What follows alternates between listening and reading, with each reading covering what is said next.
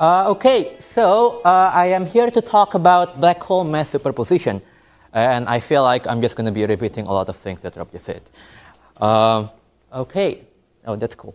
So let's start with the background. Quantum gravity attempts to create a unified theory of QFT and general relativity. In the 1970s, Bekenstein conjectured the existence of black hole entropy. And this was later discovered by Hawking, which was the first convincing insight into quantum gravity. He also conjectured that the mass of a black hole can be discretely quantized, say akin to like the energy state of a hydrogen atom. Now, for the why are we doing this? Well, previous work have done what I'm doing, but they have only done it to non-rotating black holes in transparent boundary conditions. I'm here to further generalize the result by adding angular momentum and additional boundary condition and see if there are any profound effects. Now, we don't have a complete theory of quantum gravity, so we will be taking an operational approach to the problem. And in this case, we will be taking a physically realizable measurement, which in this case is the excitation probability of the Unruh detector in the spacetime. And by probing the spacetime with the detector, we hope that to see if any unique property arises. So we have a superposition of two black holes. They have a distinct mass and a distinct angular momentum, and we have them in a symmetric superposition. So I will be representing a black hole with their mass and angular momentum, black hole A with mass A, angular momentum A, and black hole B with its corresponding variables, parameter. So what is a BTZ black hole? Well, it's a 2 + 1 dimensional solution to Einstein's field equation with cosmological constant -1/L², where L is the ADS length scale.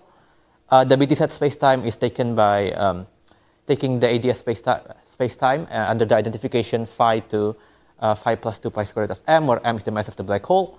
And the advantage is that its field correlation is in an analytically closed form, whereas its 3 + 1 dimensional counterpart, say a Schwarzschild ADS spacetime, requires computationally expensive mode sum. In other words, it's both mathematically and computationally simple, which is why we're picking it. The general metric is shown in equation 1. R- and R+ is the inner and outer radii of the black hole, bound by the relation in equation 2. And more explicitly, we know what R- and R+ is in equation 3. The UDW detector, we are going to use a UDW detector, which is a two-level system with the interaction of Hamiltonian in equation 4. The UDW detector is a simple model of the light-matter interaction. And because it's simple, we like to use it. Eta here is the Gaussian switching function, which we pick it as a Gaussian because it's physically realizable. Mu tau is the monopole moment of the detector, and phi is the automorphic field in the BTZ spacetime. Tau itself is just the proper time of the detector. So how do we construct the field? Well, we take the usual mesoscalar field through the identification Tr phi to Tr phi plus 2 pi n squared of md. N here is an integer, and m, once again, is just the mass of the black hole. Phi can then be expressed in terms of the mesoscalar field in equation 5. Eta here exists only to preserve computational relation, and is -1 if it's twisted, and +1 if it's untwisted. Oh, sorry, I think it's the opposite. My bad. Now, you might be asking, if we're working with two different spacetime, then how is it possible? Then wouldn't you have to evolve with respect to two different variables of time? And the answer to that is generally yes. But we have a workaround here, which so we have a time in one of the spacetime and a different time in another spacetime. But the difference between them is inversely proportional to the distance of the observer, which you can see in equation 8. And as you can see, if the observer is very far away, then the difference in time is very small, which means that we do not need to evolve to we do not need to evolve the state with respect to 2 different times, and only need to evolve it with respect to 1 time variable, which is incredibly convenient. As for the excitation probability of the black hole, it's done by tracing the system with respect to the symmetric and anti-symmetric basis. And we obtain the transition probability shown in equation 9. PA and PB is just the excitation probability if they are in their own specific black hole. If they're of a detector in isolated only to black hole A without the presence of black hole B, and PB is the same thing but for black hole B. There shouldn't be a lambda square over 4 term there. It should just be 1. And LAB is a correlation term that's unique to PT. The general form are shown in equation 10 and 11. The Weidmann function, as I mentioned, we here work in different boundary conditions. The Dirichlet, von Neumann, and transparent. Previous work have only been done in transparent boundary condition. And if we insert it explicitly into the terms above, we have these following terms in equation 13 and in equation 14. There are a lot of terms here, so I will, they're provided in the supplementary slides. I will, however, be discussing some of the terms because they're important to analyzing the results. So this is a previous work done by Rob, Jamila, Joshua, and Magdalena.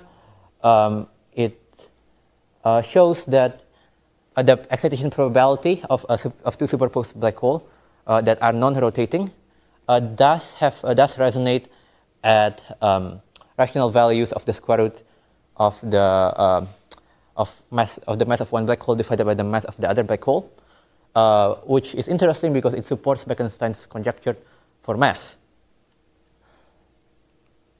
But from here on, we will be using R plus B over R plus A in place of square root of MB and MA over MA.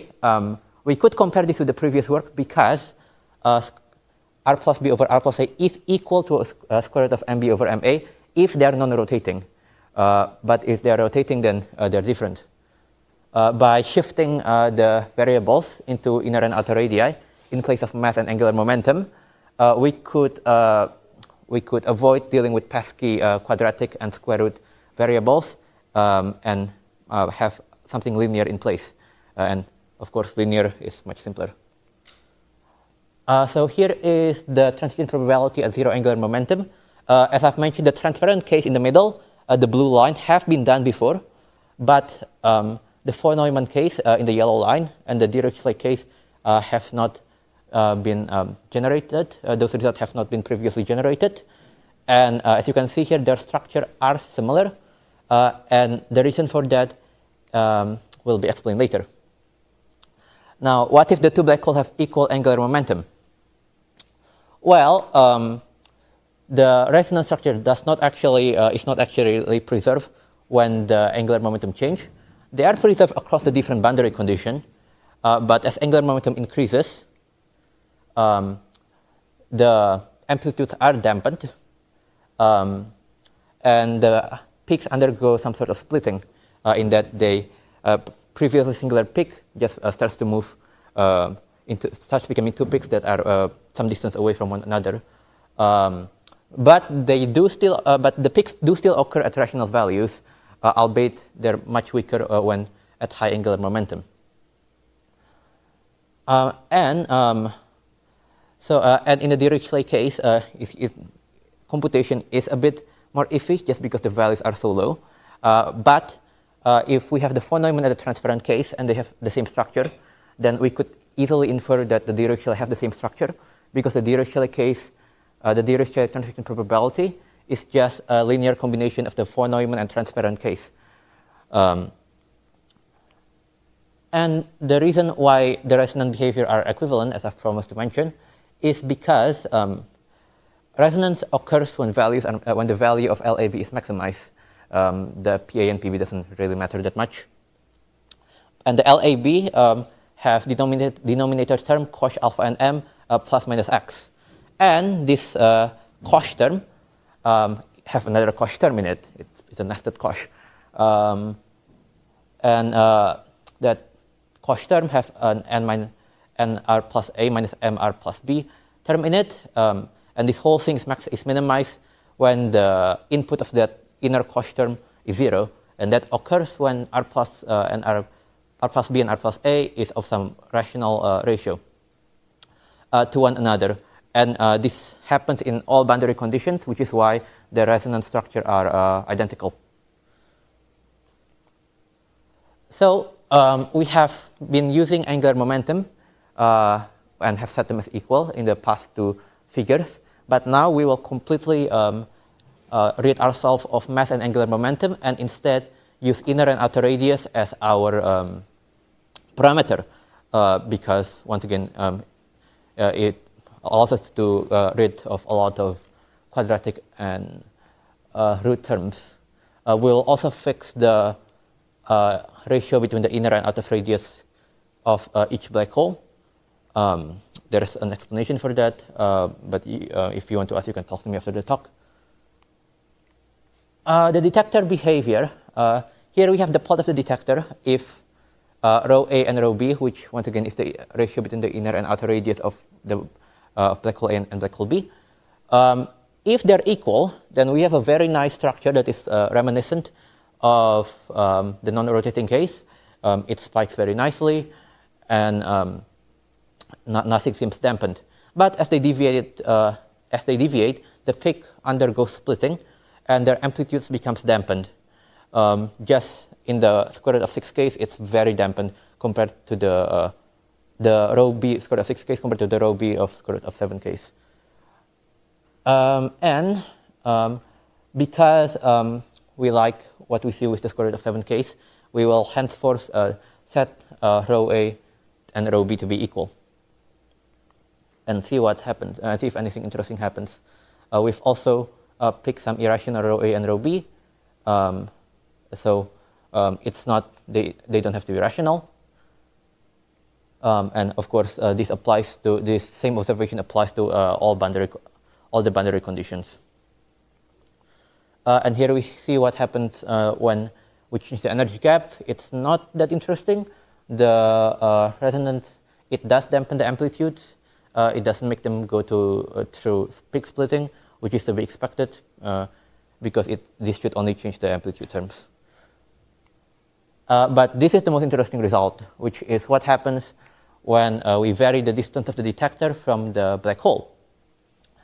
And what we see here is that distance does not affect the, you have an inset here, which is just the value at larger values.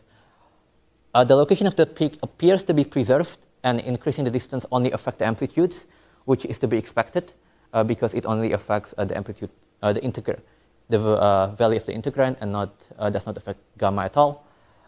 And the domain is affected by the changes in R because the location in which the detectors become swallowed by the black hole changes. There's an equation for that if you want to see it. The resonances occur at rational values of gamma as per previous work, which is nice. And the transition probability converges to some value as the distance approaches infinity. This could be explained as the detector responding primarily to the spacetime identification rather than to the black hole. So in conclusion, what do we have? Well, in conclusion, we have successfully generalized a non-rotating black hole, two cases with non-transparent boundary condition and angular momentum. Adding angular momentum and energy gap decreases the amplitude, although adding angular momentum does make it undergo peak splitting. As the ratio of inner and outer radius of each respective black hole deviates from one another, they undergo peak splitting and also have a reduction in amplitude. But most importantly, the resonance structure of the transition probability acts uniquely at rational ratios of the radii, of the outer radii, as in the previous graphs. And if the inner and outer radii are equal, then it becomes similar to the non-rotating case. This support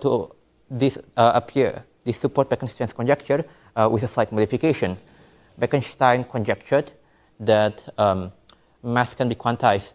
But because we see here that special property when angular momentum is present occurs not when mass, not with mass, but with the outer radius, we theorize that what is quantized is not mass, but instead the outer radius of the black hole. And these are the terms that I mentioned are supplementary. Yeah, and any questions?